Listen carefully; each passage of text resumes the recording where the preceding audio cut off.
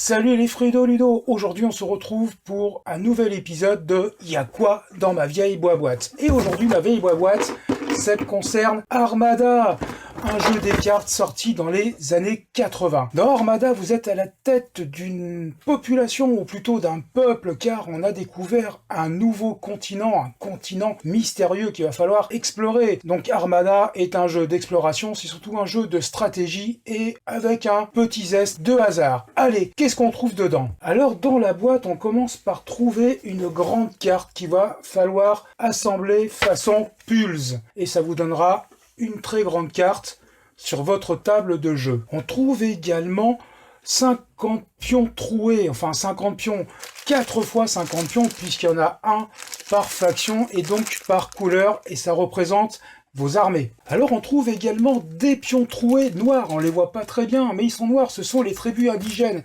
Et de la même manière, on trouve également des pions troués jaunes, c'est l'or qu'il va falloir aller chercher sur ce continent mystérieux. Alors pour aller chercher l'or sur les continents, il va vous falloir de vaillants Doma.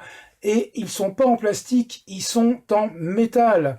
Voilà, 12 bateaux, une belle flotte, enfin une jolie flotte quoi.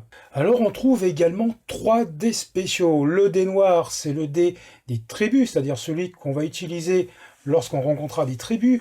Le dé blanc, c'est le dé de combat. Et enfin le dé jaune, c'est l'or que vous trouverez. D'où le zeste de hasard. Enfin, un point remarquable en termes de rangement, c'est que la boîte avait été prévue avec des éléments terraformés pour rassembler chaque flotte avec ses couleurs.